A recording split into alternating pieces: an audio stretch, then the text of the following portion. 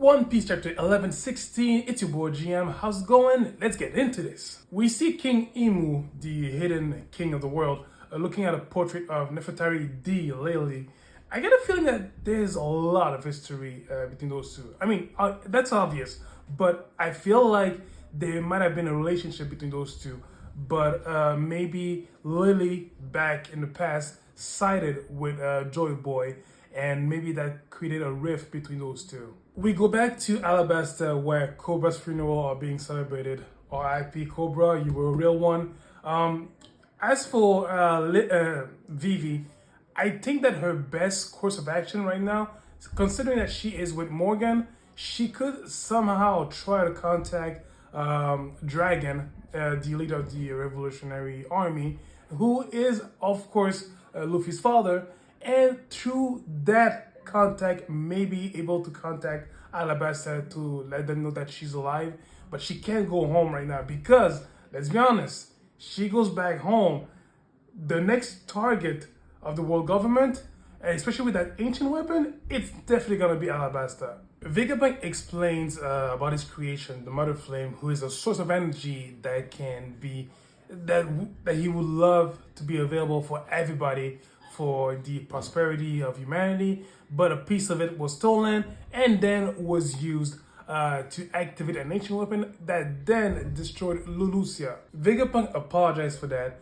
and I feel like for every great scientist such as him, it's their job for them at first and perhaps always, their job is always to enable humanity to be prospered. It's always for the betterment of for the humanity to for good intentions. And it's sad, like in this instance, it's really sad that his invention has been used for mass murderer. And we know what happened to the kingdom of Lucia, who was eradicated out of the map, literally. Considering that weapon was used to destroy the kingdom of Lucia and it came from the sky, I'm guessing this weapon could be called something like, I don't know, Zeus or something, because the ancient weapon really carried the names of ancient gods, so it could be that. Vegapunk mentions that Joy Boy in the past tried to preserve those ancient weapons, and he wondered why. Why not just destroy them?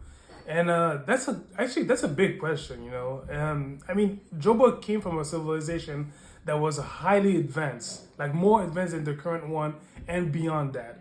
So preserving that kind of weaponry, I mean, like every great advanced civilization, there's always a military force, and that military force is always greatly advanced. I mean, technology has always been at the service of military, so it's not a surprise about that. But why preserve those weapons for the future if they could cause so much harm?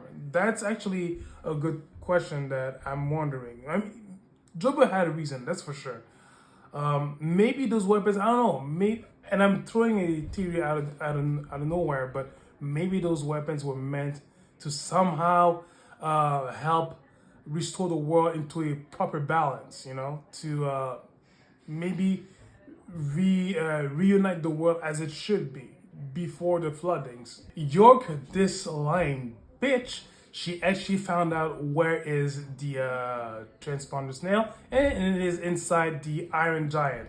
And I called that, I called it. I knew it. It was either in there or somewhere outside the island, and I was right. But I think a lot of people managed to figure it out. But even if they stop the transponder snail, I think that the world is already shook up with what Vegapunk has said, and everybody knows that he's a genius. Why would he lie about that, So I think that the damage is already done, and there's going to be a lot of questions. There's going to be a lot of inner conflict within the Marine forces. Look, I wouldn't even be surprised if a lot of them decides to rebel and join the Revolutionary Army. To be honest, I'm actually expecting that. So yeah, even if they stop the transmission right now, the damage is done. Like it's not gonna break the world government, but it's gonna stain them for a lot, a lot. Vegapunk mentions near the end of the chapter that the secret of the Void Sanctuary was held by the crew of the King of the Pirates, by Roger's crew. And of course, I mean, it's no surprise there, but from our perspective, but people are shocked about the fact that the secret of the worlds are held by pirates. And Vegapunk mentions that why, when they found out the truth, why didn't they act on it? You know, why didn't they not spread the truth everywhere? And we see back in with Riley, and he's like, you know, he's drunk, and he's like, Vegapunk, just let the young ones have their fun, sir. And he's like, right, Roger? And I think why Roger didn't.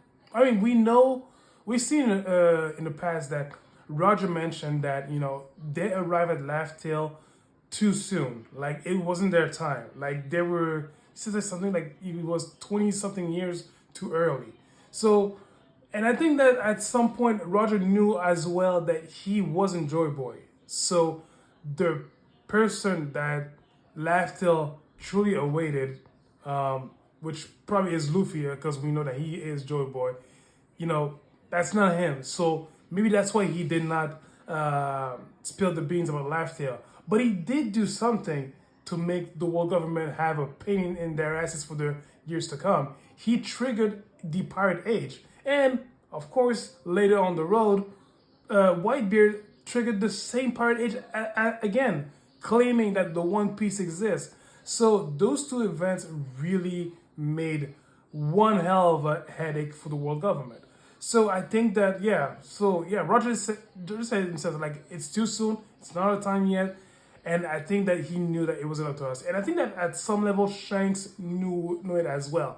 And the way I see it, I think that at Laugh Tale, the one person that will be between Luffy and the One Piece is going to be Shanks. Because he's going to perhaps test Luffy to see if he's truly the one that Laugh Tale waited all these years along. Or perhaps the entire world. With that said, this was a very informative chapter, and again, it just like see, I love how Oda writes, man. Like he gives us answers, but he leaves us with so many questions. So I love that chapter, and I love that so far we're not taking any breaks because like it's getting juicier by the minute. So my God. Love the chapter, but tell me this about this chapter. Did you love it? Did you hate it? I don't know. I don't read minds.